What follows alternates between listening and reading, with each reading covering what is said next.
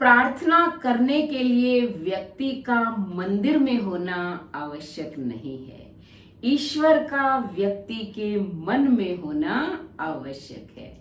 राधे राधे। शर्मा जी की कहानी चैनल पर आप सबका हार्दिक हार्दिक स्वागत, अभिनंदन। अभी श्राद्ध पक्ष चल रहा है तो मैं आपको एक बहुत ही प्रेरणास्पद प्रसंग सुना रही हूँ भोले बाबा का। एक बार भोले बाबा घूमते घूमते अयोध्या पहुंच गए। ये श्राद्ध पक्ष की अमावस्या का दिन था। उन्होंने सोचा चलो भूख लगी हुई है और श्री रामचंद्र जी अपने पिता दशरथ का श्राद्ध कर रहे हैं तो वहां चलकर भोजन करना चाहिए। उसी वक्त जो है ब्राह्मण लोग भी आ रहे थे भोजन करने के लिए, क्योंकि राजा श्री राम ने बहुत ब्राह्मणों को बुलाया था अपने पिता के श्राद्ध में भोजन करने के लिए। भोले बाबा ने भी एक ब्राह्मण का वेश बनाया और पहुंच गए ब्राह्मणों के बीच में। वहां पंगत लगी हुई थी, वहीं जाकर बैठ गए। उन्होंने देखा लक्ष्मण भरत शत्रुघ्न तीनों जो है ब्राह्मणों को भोजन करा रहे हैं। सोने की थालियां हैं, चांदी के कटोरे हैं और खूब सारी चीजें यानी कि खिलाई जा रही हैं। पूड़ी, सब्जी, खीर, हलवा, मिठाइयाँ, क्योंकि राजा के घर में भोज है और वो भी अपने पिता का श्राद्ध कर रहे हैं। अब भोले बाबा ने खाना शुरू कर दिया। धीरे धीरे सब ब्राह्मणों ने खाना खा लिया। अब जब तक वो नहीं उठेंगे जब तक भोले बाबा भोजन नहीं कर लेंगे। लेकिन भोले बाबा तो बस करने का नाम ही नहीं ले रहे। वो तो कह रहे हैं और लाओ और लाओ। तब जो है उन्होंने देखा, यानी कि जब भरत शत्रुघ्न लक्ष्मण ने देखा कि तो खाई जा रहे हैं, उन्होंने सीता जी से कहा भाभी एक ब्राह्मण है, वो तो भोजन खाई जा रहा है, बस करने का नाम ही नहीं ले रहा है। तो सीता ने कहा ऐसे करो, आप उसे पानी दे आओ, जब वो जल पी लेंगे तो उनकी भूख थोड़ी कम हो जाएगी, यानी कि फिर वो भोजन नहीं करेंगे। पानी पीने के बाद वैसे भी जो है कुछ खाने की इच्छा नहीं रहती। तो लक्ष्मण जो है पानी का लोटा लेकर उनके पास जाते हैं। उन्हें कहा कि महाराज बीच में आप पानी ले लीजिए। तब जो है भोले बाबा ने कहा पानी की क्या जरूरत है, अभी तो मुझे भोजन करने दो। तो लक्ष्मण ने पूछा कि आप पानी पियोगे कब? तब भोले बाबा ने कहा कि जब आधा भोजन हो जाएगा तब जो है मैं पानी पीऊंगा। अब तो वो और हैरान हो गए। लाए जा रहे हैं भोजन, जिमाए जा रहे हैं, लेकिन भोले बाबा बस नहीं कर रहे। अब देखा कि भंडार गृह भी उनके खाली हो गए। हलवाइयों को बुलाया और भोजन बनाया, वो भी खाली होता चला जा रहा है। सबके पसीने छूटे जा रहे हैं। धीरे धीरे जो है माताओं को भी पता चल गया, कौशल्या, सुमित्रा, केकई। माता कौशल्या ने सोचा चलो मैं जाती हूँ इस बार जल लेके। वो जल का लोटा लेकर गई और बोली कि ब्राह्मण देवता आप जल ले लीजिए। तो उन्होंने कहा क्यों, क्या भोजन खत्म हो गया है? उन्होंने कहा नहीं, बीच में जल नहीं पिएंगे आप? उन्होंने कहा नहीं, जब तक मेरा भोजन आधा नहीं होगा मैं जल नहीं पीऊंगा। तो माता बेचारी लोटा लेकर आ गई। अब क्या करे, सीता जी भी बहुत परेशान हो गई। जब वो ज्यादा ही परेशान हुई, यानी कि देखा कि सब कुछ खाली हो गया है, तब वो भगवान राम के सामने गई। रामचंद्र जी ने पूछा सीता तुम इतनी पसीने पसीने क्यों हो रही हो, क्या बात है?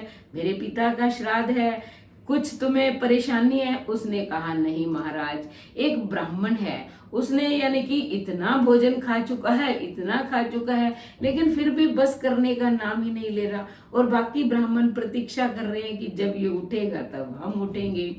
अब भगवान मुस्कुराए, उठकर खड़े हो गए। उन्होंने कहा देखता हूँ कौन है। देखा तो सामने भोले बाबा जो है वो ब्राह्मण का वेश बनाए हुए हैं। तब श्री राम ने कहा रुको सीता, अब तुम्हें और भोजन बनाने की कोई जरूरत नहीं है, मैं अभी जगदम्बा का आवाहन करता हूँ। उन्होंने माँ पार्वती का आवाहन किया। तुरंत माता पार्वती वहां हाजिर हो गई, क्योंकि माँ पार्वती तो साक्षात अन्नपूर्णा का ही रूप है। तो जैसे ही भोले बाबा ने हाथ डाला खाने को, और वो तो भरता जाए, वो खाते जाए, वो भरता जाए। अब उन्हें स्वाद आ गया, क्योंकि अपनी पत्नी के हाथ के खाने का स्वाद सबको पता है कि पार्वती आ चुकी है मेरे पास ही, वो खड़ी है इस अक्षय पात्र के पास। तब जो है भोले बाबा ने बस कर दी। और अब इतना खा चुके थे, उठे कैसे? अब उन्होंने कहा मुझे उठाओ। हनुमान जी को कहा कि तुम उठाओ इस ब्राह्मण को। हनुमान जी उठाने लगे। हनुमान जी से कैसे उठे, क्योंकि रुद्रावतार से साक्षात रुद्र कोई उठने वाले थे, नहीं उठने वाले। फिर लक्ष्मण को कहा कि तुम उठाओ। अब लक्ष्मण तो शेषावतार है, जिनके फनों पर पूरी पृथ्वी टिकी हुई है। तब जो है उन्होंने उठाकर उन्हें लिटा दिया। पलंग पर लिटाया तो कहते मेरे हाथ धो। अब जो है सीता जी ने हाथ धो दिए। कहते मेरा मुंह भी पोंछो। मुंह पोंछा तो मुंह में जल भर रखा था, वो सीता जी पर उंडेल दिया। लेकिन सीता ने हाथ जोड़ लिए और कहा कि महाराज, जो जल आपने मेरे शरीर पर डाला है उस जल से मैं पवित्र हो गई। ऐसी आपकी अनंत कृपा मुझ पर हमेशा बनी रहनी चाहिए। फिर जो है उन्होंने कहा कि अब बुलाओ राम और लक्ष्मण को बुलाओ, वो मेरे चरणों की सेवा करेंगे, यानी कि मेरे चरण दबाएंगे। और बाकी जो है बाकी ब्राह्मणों को देखेंगे। अब बाकी ब्राह्मणों को पता चल गया था कि ये ब्राह्मण देवता उठ गए हैं। अब वो भी उठ कर चले गए। उन्हें दान दक्षिणा दे देकर भरत शत्रुघ्न विदा करने लगे और राम लक्ष्मण भोले बाबा के चरण दबाने लगे।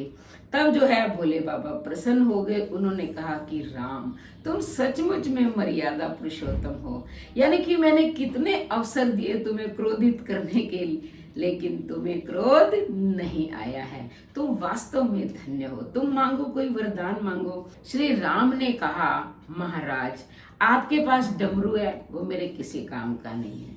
आप नंदी की सवारी करते हो, वो भी कोई काम की नहीं है। सांप गले में डालते हो, आपके आभूषण सारे सांप हैं, वो भी मेरे कोई काम का नहीं है।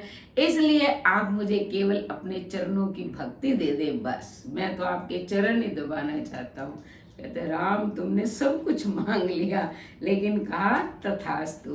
तो ये बहुत ही प्रेरणास्पद प्रसंग है। पितृपक्ष के अंदर जो लोग खाना खिलाते हैं वो भी देखते रहते हैं कितना पंडित जी ने खा लिया, कितना ब्राह्मण ने खा लिया।